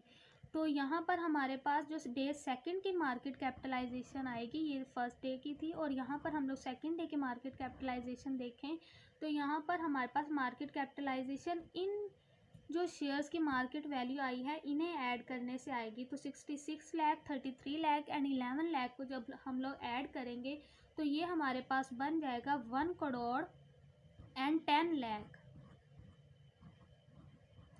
1,10,00,000 हमारे पास जो डे सेकंड की मार्केट कैपिटलाइजेशन आई है वो बन गई। तो अब हम लोग जो इंडेक्स को कैलकुलेट करते हैं, इंडेक्स जो है मार्केट का, स्टॉक मार्केट का इंडेक्स इस तरह कैलकुलेट किया जाता है कि जो हमारे पास डे सेकंड की मार्केट कैपिटलाइजेशन है उसे डे फर्स्ट की मार्केट कैपिटलाइजेशन पर डिवाइड किया जाता है और इसे मल्टीप्लाई कर दिया जाता है 1000 से। अब ये 1000 कहाँ से आए, क्योंकि हमारे इंडेक्स की जो बेस वैल्यू थी वो 1000 थी।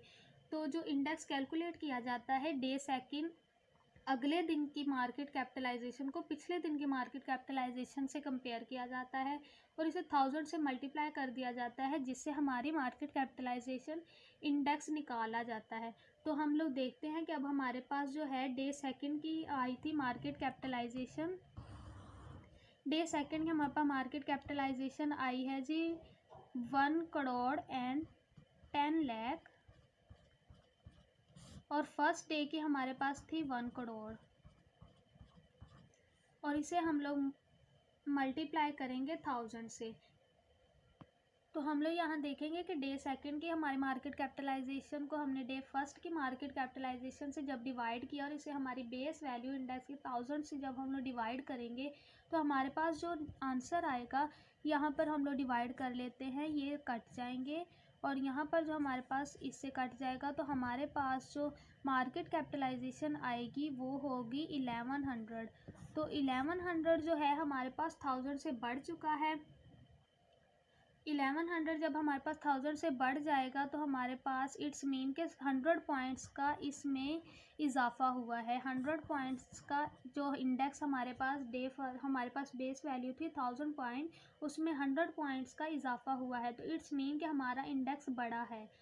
अगर इसी तरह हम लोग देखेंगे हमारे इंडेक्स में अगर यहाँ पर ये 1100 की बजाय 900 में कहीं चला जाता तो इट्स मीन कि हमारा जो इंडेक्स है वो हमारी बेस वैल्यू से कम हो जाना था, जिसकी वजह से हमारी जो है वो इंडेक्स में पॉइंट्स में कमी हो जानी थी। तो इसी तरह हम लोग इंडेक्स को कैलकुलेट करते हैं कि हमारी बेस वैल्यू से कंपेयर किया जाता है। अभी हमारे पास 1100 आई है बेस वैल्यू, पॉइंट्स की जो वैल्यू आई है, तो इट्स मीन कि हमारे पास 100 पॉइंट्स का इजाफा हुआ है। तो इंडेक्स जो है वो हमारा बड़ा है, इसमें 100 पॉइंट्स का इजाफा हुआ है।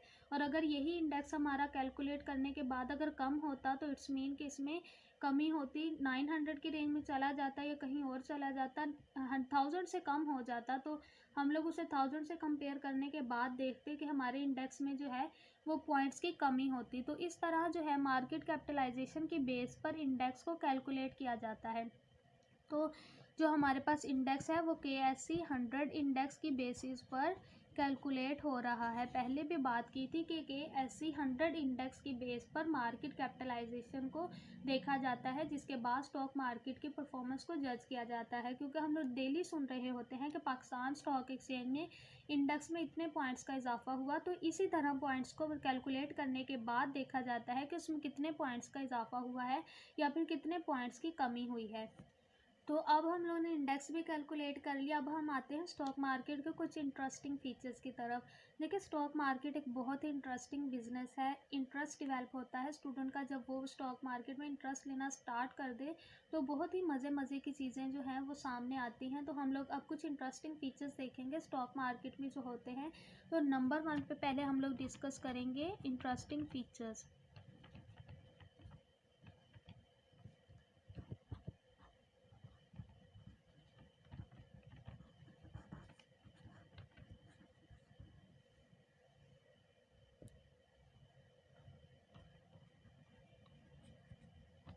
नंबर 1 पर हम बात करेंगे सेटलमेंट की।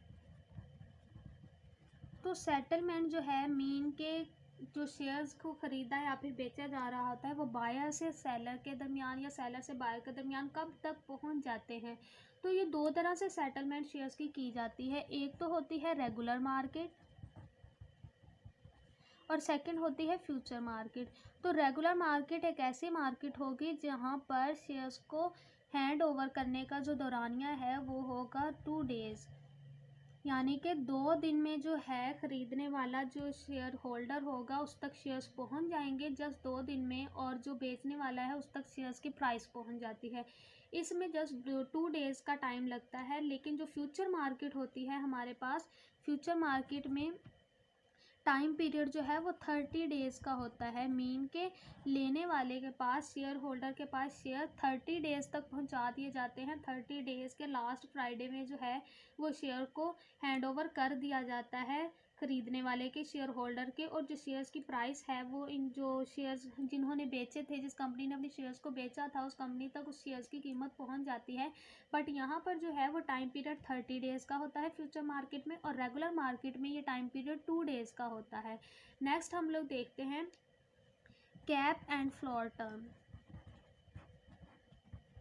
कैप एंड फ्लोर टर्म जो है वो स्टॉक मार्केट में एक बहुत ही इंटरेस्टिंग टर्म है कि कैप एंड फ्लोर टर्म को इंट्रोड्यूस करवाया गया था ताकि जो है इन्वेस्टर हैं या फिर बिजनेसमैन हैं, जो कंपनी है उसने अपनी शेयर्स को बेचा है, उस कंपनी को लॉस से बचाने के लिए कैप एंड फ्लोर टर्म को इंट्रोड्यूस करवाया गया।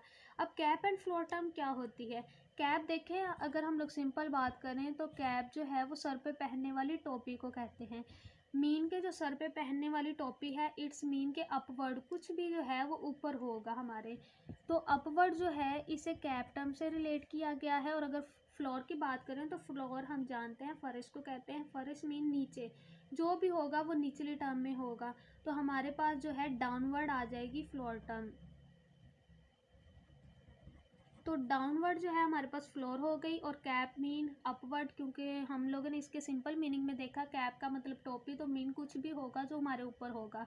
बट फ्लोर टर्म में अगर हम लोग बात करें तो इट्स मीन डाउनवर्ड, कोई भी चीज़ जो है वो नीचे की तरफ है। तो ये कैप एंड फ्लोर टर्म को जब स्टॉक मार्केट में इंट्रोड्यूस करवाया गया ताकि जो है बिजनेसमैन को या फिर शेयर होल्डर को लॉस से बचाया जा सके, मार्केट को जो है स्टेबल किया जा सके। अब कैप एंड फ्लोर टर्म होती क्या है और इसे क्यों मार्केट में इस्टेब्लिश किया गया था? तो कैप मीन सर पे पहनने वाली टोपी, यानी अपवर्ड कोई भी चीज़, तो ये 7.5% का जो है मार्जिन इंट्रोड्यूस करवाया गया स्टॉक मार्केट में। मीन के हमारा आज का जो दिन है इसमें शेयर्स की जो प्राइस क्लोजिंग रेट पे शेयर मार्केट बंद हो गई, कुछ भी शेयर्स की प्राइस थी, कुछ भी, आप कुछ भी एग्जांपल ले लें, लाइक हमने पहले ली कि 28 प्राइस एक शेयर की थी, तो लास्ट डे पे हमारे पास जो पिछले दिन मार्केट क्लोज हुई है 28 पर, तो इट्स मीन ऐसा नहीं होगा कि अगले दिन जो है वो हमारी मार्केट ओपन होती है तो शेयर्स में अंधाधुंध इजाफा हो गया है, शेयर की कीमत यानी कि 28 थी तो अब जो है वो 1000 में, अगले दिन सीधा ही डायरेक्ट एक शेयर प्राइस 28 से जो है वो 1000 में चला जाएगा। ऐसा नहीं होता। और ऐसा भी नहीं होता कि अगर पिछले दिन 28 थी तो अगले दिन जो शेयर प्राइस है वो अंधाधुंध ही गिर जाए और जाकर 1 या 2 प्राइस पे जाके वो गिरे और जाके स्टेबल हो। तो ऐसा करने से बचाने के लिए, शेयर मार्केट को, इन्वेस्टर को बचाने के लिए इनसे ये cap and floor term introduce करवाई गई। मीन 7.5% का मार्जिन रखा गया कि ना ही 7.5 से ऊपर जा सकती है शेयर की प्राइस और ना इस परसेंटेज से नीचे आ सकती है अपने क्लोजिंग डे से। यानी पिछले दिन जो कीमत पर बंद हुई है शेयर मार्केट, अगले दिन 7.5% मार्जिन क्रॉस नहीं कर सकती, ना ही इजाफे की सूरत में और ना ही लॉस की सूरत में, कमी की सूरत में। तो 7.5% का मार्जिन इंट्रोड्यूस करवाया गया। मीन के अगर शेयर प्राइस जो है यहाँ पर 100 थी तो अगले दिन इसमें 107.5% से ऊपर शेयर की प्राइस नहीं जा सकती और ना ही 92, हाँ देखें, 107.5% के मार्जिन से बढ़ नहीं सकती और 92.5% के मार्जिन से नीचे नहीं जा सकती शेयर की प्राइस। तो ये इसीलिए की गई ताकि बिजनेसमैन को जो है बचाया जा सके, कि ताकि एक ही दिन में ऐसा ना हो कि अगले दिन में उस बेचारे की जो शेयर प्राइस है वो अंधाधुंध ही गिर जाए और उसे सारा लॉस हो जाए अपने मार्केट में। तो इससे बचाने के लिए जो है इन्वेस्टर को इस टर्म को इंट्रोड्यूस करवाया गया, जिसे नाम दिया गया कैप एंड फ्लोर टर्म का। नेक्स्ट जो टर्म हम लोग डिस्कस करेंगे वो होगी बुल एंड बियर मार्केट। देखिए यहाँ पर जो है कुछ ऐसे टर्म हैं जिन्हें bull, bear, pig and wolf, आप लोगों को सबको पता है कि ये कुछ एनिमल्स के नेम हैं। अब ऐसा नहीं है कि स्टॉक मार्केट में जो है वो जानवरों का कारोबार शुरू हो गया है या फिर इन टर्म को क्यों इंट्रोड्यूस करवाया गया, यहाँ क्वेश्चन ये अराइज होगा। तो ये जो है bull, bear, pig and wolf, ये कुछ एनिमल्स हैं जिनके कुछ करेक्टर्स होते हैं जो स्टॉक मार्केट में काम करने वाले बायर, सेलर, ब्रोकर के ये जो करेक्टर्स होते हैं उनसे रिलेट किया गया है। इट डजेंट मीन कि अब उन्हें जानवर ही करार दे दिया गया है, ये जस्ट करेक्टर्स को रिलेट किया गया है स्टॉक मार्केट में एनिमल्स के करेक्टर से। तो बुल जो है, अगर बुल की बात करें तो बुल एक सांड को कहा जाता है। सांड क्या होता है? सांड एक ऐसा जानवर है जो कि अपने सींग से मारता है। मीन के अगर कोई इंसान बैठा है ना तो वो अपने सींग से उठाकर उसे दूसरी साइड पर फेंक देगा। मीन के नीचे बैठे हुए इंसान को उठाकर ऊपर की तरफ फेंकता है, अपने सींग से अटैक करता है। लेकिन अगर बियर की बात कर ली जाए तो बियर भालू को कहा जाता है, और भालू जो है वो ऊपर से अटैक करता है। मीन अगर हम लोग खड़े हैं ना तो वो हमें ऊपर से अटैक करेगा और हम लोग नीचे गिर जाएंगे। तो अगर हम लोग यहाँ पर देखें, क्योंकि बुल जो है वो नीचे से ऊपर की तरफ अटैक करता है, तो मीन के ये डाउनवर्ड टू अपवर्ड हुई है,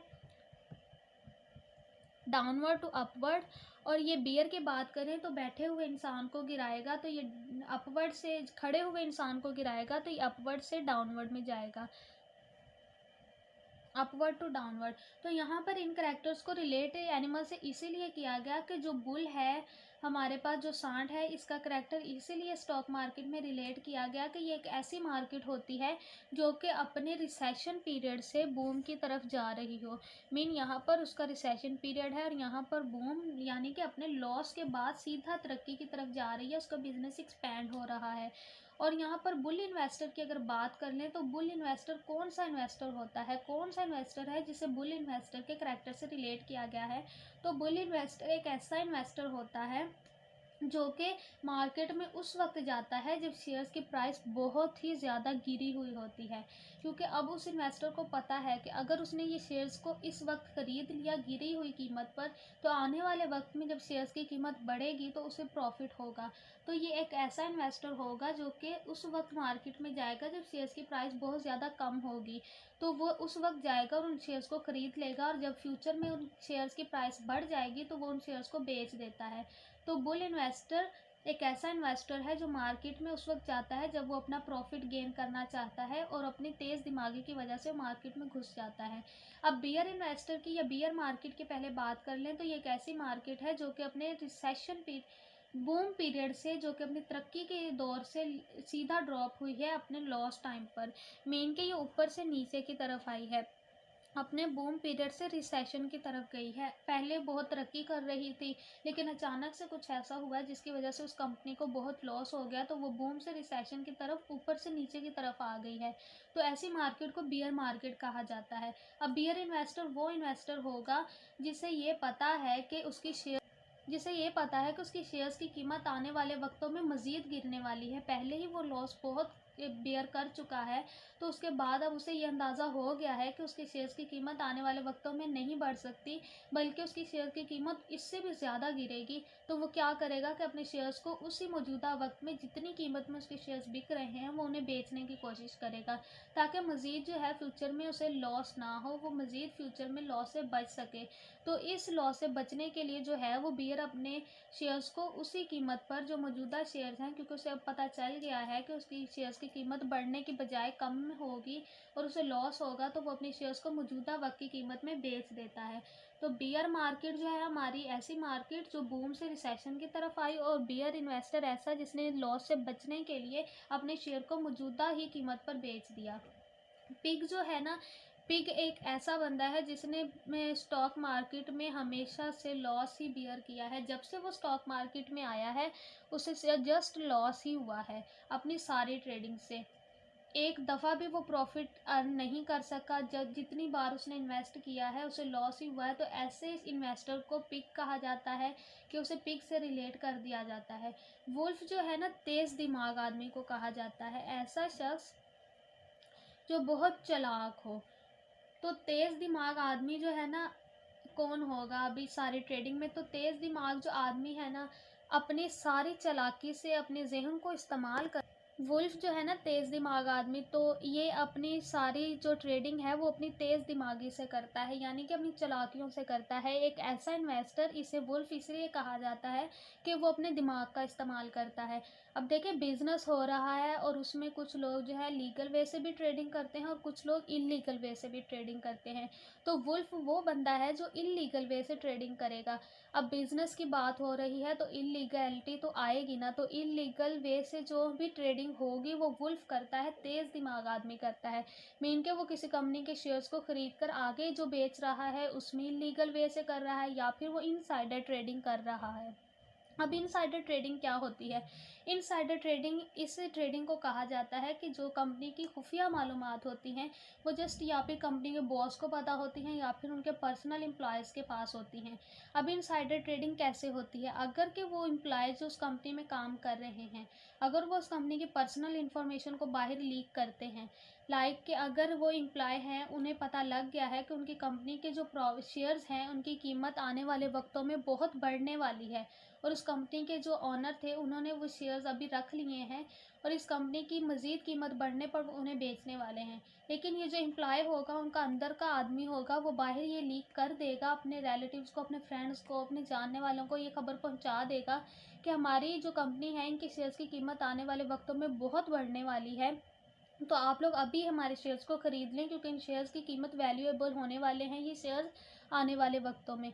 या फिर अगर उनके शेयर्स को लॉस होने वाला है क्योंकि एम्प्लॉय जो है वो सारा बिजनेस एक्टिविटीज़ देख रहे होते हैं, अगर इन्होंने अंदाज़ा लगा लिया है कि आने वाले वक्तों में जो है शेयर्स की कीमत बहुत गिरने वाली है, तो ये बाहर अगर ये लीक कर दें कि शेयर्स की कीमत आने वाले वक्तों में गिरने वाली है, तो कोई भी इन्वेस्टर इस कंपनी में इन्वेस्ट नहीं करना चाहेगा।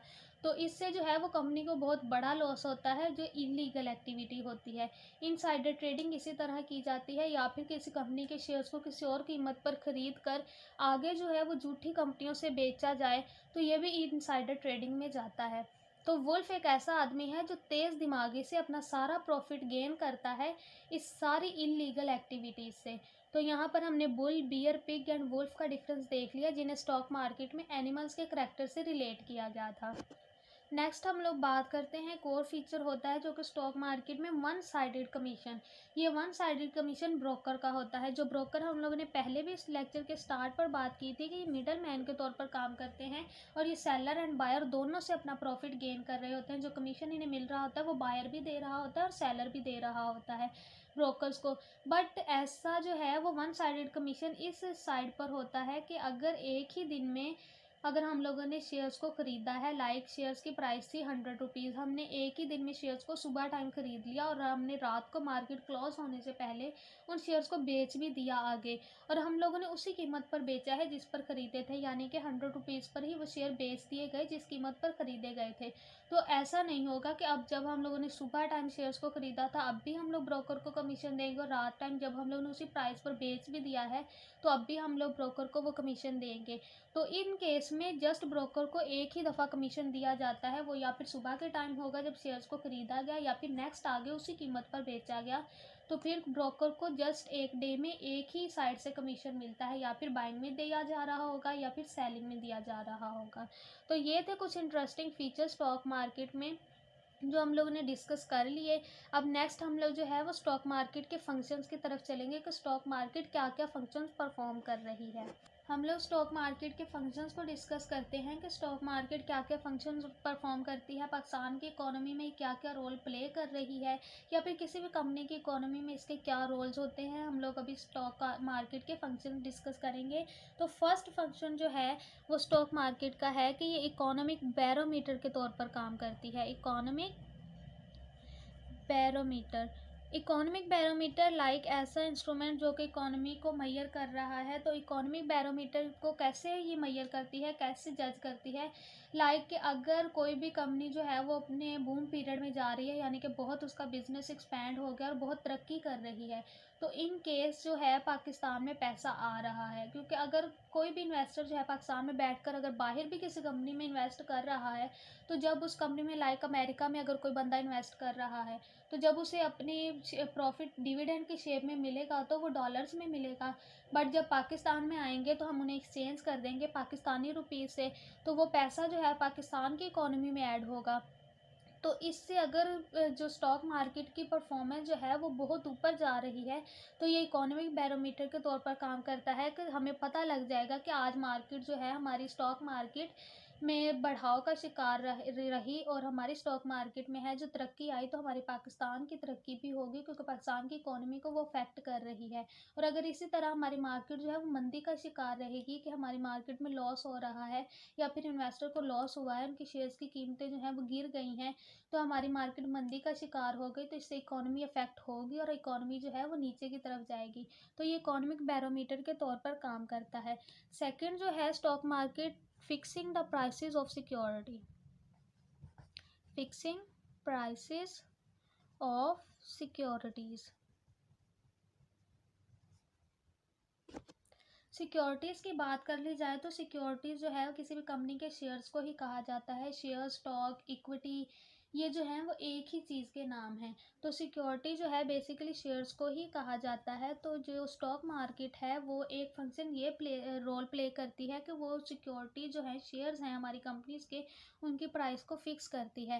लाइक अगर किसी भी कंपनी के जो शेयर्स हैं, अगर उनकी कीमत जो है वो वैल्यूएबल शेयर्स हैं और उनकी डिमांड बहुत ज़्यादा हो गई है मार्केट में, लेकिन अगर उस कंपनी के शेयर्स की सप्लाई इतनी नहीं है तो वो कंपनी के शेयर्स वैल्यूएबल होते जाएंगे। लेकिन इन्वेस्टर जो हैं वो उस कंपनी के शेयर को ज़्यादा खरीदना चाहेंगे तो वो ज़्यादा कीमत पर भी रजामंद हो जाएंगे। लेकिन अगर कंपनी के पास इतना सप्लाई नहीं होगा उस शेयर्स का, तो कंपनी वैल्यूएबल होती जाएगी, मज़ीद प्रॉफिट गेन करती जाएगी, क्योंकि अपने मौजूदा शेयर्स को ज़्यादा भी कीमत पर बेचेगी तो इन्वेस्टर लेंगे, क्योंकि उन्हें पता है कि इस कंपनी के शेयर्स वैल्यूएबल हैं और यहाँ पर इन्वेस्ट करने से उन्हें प्रॉफिट गेन होगा। तो इस तरह जो है हमारी स्टॉक मार्केट हमारे शेयर्स को, सिक्योरिटी की प्राइसेस को फिक्स करती है। थर्ड नंबर पर जो इसका फंक्शन है वो हमारे पास है safety of transaction, safety of transaction.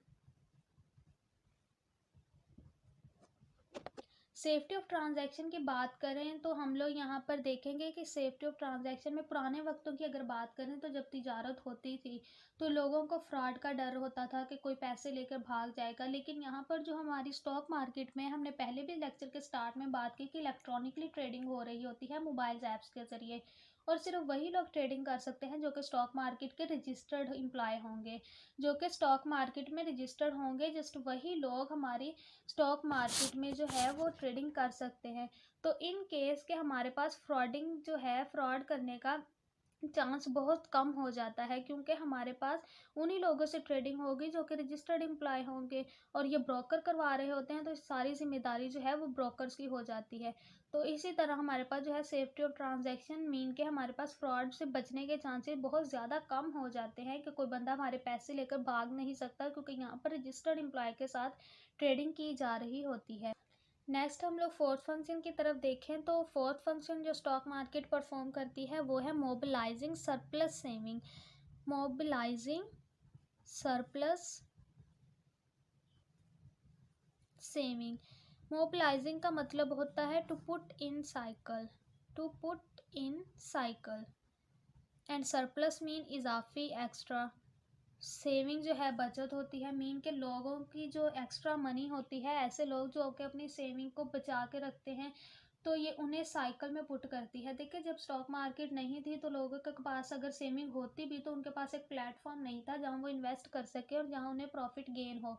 लेकिन स्टॉक मार्केट जब से आई है तो लोगों को एक प्लेटफॉर्म मिल गया कि वो अपनी इजाफी सेविंग को इन्वेस्ट करें, एक साइकिल में इन्वेस्ट करें। साइकिल मीन के यहाँ पर हमारे पास ट्रेडिंग जो है buyer to seller and seller to buyer, brokers के ज़रिए हो रही थी, सेलर एंड बायर के दरमियान। तो ये एक हाथ से पैसा जा रहा है और दूसरे हाथ में पैसा आ रहा है। तो इट्स मीन कि हमारे पास एक ही कंट्री के अंदर अगर मोबिलाइजिंग सरप्लस सेविंग का प्लेटफॉर्म जो है वो स्टॉक मार्केट प्रोवाइड कर रही है, लोगों को प्लेटफॉर्म मिल गया है जहां वो अपनी शेयर्स को इन्वेस्ट, अपनी मनी को इन्वेस्ट कर सकते हैं और प्रॉफिट गेन कर सकते हैं। तो ये हमारे पास कुछ फंक्शंस थे, मेन फंक्शन जो हम लोगों ने डिस्कस किए स्टॉक मार्केट से रिलेटेड। आई होप कि आप लोगों को समझ आ गए होंगे। अब हम लोग नेक्स्ट चलेंगे। अभी हम लोग जो देखेंगे कि अब हमने स्टॉक मार्केट को तो अंडरस्टैंड कर लिया, यहाँ ट्रेडिंग कैसे हुई, प्रॉफिट कैसे हुआ, इनसाइडर ट्रेडिंग कैसे होती है, फंक्शंस क्या थे, फीचर्स क्या थे, ये सब डिस्कस करने के बाद हम लोग देखेंगे कि आम आदमी अगर हम भी जाएं स्टॉक मार्केट में तो हमें रजिस्टर होने के लिए क्या प्रोसेस। जो हम लोगों ने डिस्कस करना था वो था प्रोसीजर ऑफ इन्वेस्टमेंट। तो कोई भी आम शख्स जो है वो इसमें इन्वेस्ट कैसे कर सकता है, तो सबसे पहले जो है वो सिलेक्शन ऑफ ब्रोकर के नंबर 1 पर जो है आम आदमी, अगर हम भी स्टॉक मार्केट में जाएं तो हम क्या क्या स्टेप जो है अडॉप्ट करेंगे, इसमें हम लोग इन्वेस्टमेंट कैसे कर सकते हैं। तो नंबर 1 पर जो है हमारे पास होगा सिलेक्शन ऑफ ब्रोकर। पहले हम लोग ब्रोकर सिलेक्ट करेंगे। नंबर 1 पे फाइनेंशियल ब्रोकर जो कि स्टॉक मार्केट में रजिस्टर हैं उन्हें सिलेक्ट करेंगे। सेकंड नंबर पर है प्लेसिंग द ऑर्डर। अब हम लोग जो है वेबसाइट पर सिलेक्शन, ब्रोकर की सिलेक्शन के बाद उस ब्रोकर के साथ हमने जो है वो ऑर्डर को, अपने जो सेल ऑर्डर है वो हम लोगों ने उस ऐप पर, वेबसाइट पर डाल देना है अपना। नंबर थर्ड पर है जो हमारे पास प्रोसीजर होगा इन्वेस्टमेंट के लिए, उसके लिए हमें एक कॉन्ट्रैक्ट नोट प्रिपेयर करना होता है। कॉन्ट्रैक्ट नोट में क्या होता है कि यहाँ पर जो है हमारे पास जस्ट यहाँ पर कुछ डिटेल्स लिखी जाती हैं कि कौन सी शेयर्स के टाइप्स खरीदी गई हैं, किस टाइम पर ख़रीदा गया है, ट्रांजैक्शन किस टाइम पर हुई है, ऐसी चीज़ें कुछ होती हैं जो कि कॉन्ट्रैक्ट नोट में शामिल होती हैं। इसके बाद डॉक्यूमेंट्स कुछ रिक्वायर्ड होते हैं, जिनमें हमारे पास जो इन्वेस्टर है उसका डॉक्यूमेंट्स में CNIC शामिल होगा उसका। इसके अलावा नॉमिनी का CNIC शामिल होता है। वो बंदा जिसे हम लोगों ने नॉमिनेट करना है कि इन केस के अगर कल को डेथ हो जाती है इन्वेस्टर की, तो वो बंदा जिसके अकाउंट में ये सारे शेयर्स वगैरह चले जाएंगे वो नॉमिनी कहलाता है, तो उसका CNIC। इसके बाद बायोमेट्रिक वेरिफिकेशन होती है इन्वेस्टर की, ताकि उसका अकाउंट ओपन कर दिया जाए। इसके बाद एक क्रॉस चेक होता है जो सिर्फ फर्स्ट टाइम पर दिया जाता है ताकि अकाउंट को ओपन किया जाए ट्रेडिंग में। इसके बाद CZ50 फॉर्म होता है, ताकि ये फॉर्म इसीलिए होता है कि हमारी जो ज़कात है, अगर इन्वेस्टर के पास शेयर्स की प्राइस आ गई है और वो चाहता है कि वो ज़कात खुद पे करे, तो ये CZ फॉर्म देना पड़ता है, ताकि कंपनी जो है उसमें से, उसकी डिविडेंड में से उसकी ज़कात ना काटे। तो ये कुछ डॉक्यूमेंट्स थे जो रिक्वायर्ड होते हैं स्टॉक मार्केट में इन्वेस्टिंग के लिए। लास्ट टर्म जो हमने देखनी है वो जस्ट ये है कि ये स्टॉक मार्केट का बिज़नेस हलाल है या फिर हराम। देखिए, कोई भी चीज़ हलाल उस वक्त होगी जब उसमें भरोसा शामिल होगा, सच शामिल होगा। लेकिन हमने पहले भी बात की थी कि यहाँ जो स्टॉक मार्केट में है, ब्रोकर की ज़ुबान पर ये सारा कारोबार चल रहा होता है। ब्रोकर को अगर लगता है कि आने वाले वक्तों में प्रॉफिट ज़्यादा होने वाला है, शेयर्स की कीमत बढ़ने वाली है, तो वो अपने उन शेयर्स को ख़रीद लेता है और बाद में आने वाले वक्तों में मज़ीद कीमत पर उन्हें बेच देता है। लेकिन वो कंपनी के साथ धोखा कर रहा होता है उस वक्त। इनसाइडर ट्रेडिंग भी इलीगल एक्टिविटीज़ थी। इस्लाम में कुछ गुनाह ऐसे हैं जिन्हें नाम लेकर मना किया गया है और जिनमें झूठ भी शामिल है, तो झूठ से मना किया गया है। लेकिन यहाँ पर स्टॉक मार्केट में जो है वो ज़ुबान का कारोबार हो रहा होता है, भरोसे पर चल रहा होता है, और जहाँ लोगों के एतमाद से खेला भी जा रहा होता है। कंपनी को झूठ बोलकर उनके शेयर्स खरीदे जाते हैं कम कीमत पर और आगे उन्हें मज़ीद ज़्यादा कीमत पर बेचा जाता है। तो कोई भी कारोबार जिसमें झूठ शामिल होगा तो वो हराम के ज़मरे में चला जाएगा। और इन केस के अगर इसमें जो सेक्टर्स हम लोगों ने पहले बात की थी, अगर अल्कोहल सेक्टर शामिल होगा और ऐसे सेक्टर शामिल होंगे जिनकी ट्रेडिंग इस्लाम में मना की गई है, तो वो ऑटोमेटिकली हराम हो जाएंगे। अगर हम लोग एज अ मुस्लिम अपने ऐसे फ़राइज़ सर अंजाम दें जिसमें हम लोग सच बोलें और इस सारी ट्रेडिंग को सच्चाई की बुनियाद पर करें, और ऐसे काम करें जिसमें इस्लाम ने हमें जो तो अगर हम एज अ मुस्लिम वो काम कर सकते हैं कि हम सच्चाई की बुनियाद पर सारा कारोबार करें और लोगों के एतमाद के साथ ना खेलें, इलीगल वे से ट्रेडिंग ना करें, तो स्टॉक मार्केट का जो बिज़नेस है वो हलाल भी है। ये हम पे डिपेंड करता है कि हम उसे हलाल वे में इस्तेमाल करेंगे या फिर हराम में वे में। तो ये था हमारा जो आज का लेक्चर जो स्टॉक मार्केट पर था। आई होप कि आप लोगों को इसकी बेसिक्स और इंटरेस्टिंग फीचर्स, फंक्शंस, प्रॉफिट सब कुछ समझ आ गया होगा। तो हमारा ये लेक्चर यहीं पर एंड होता है। अल्लाह हाफिज़।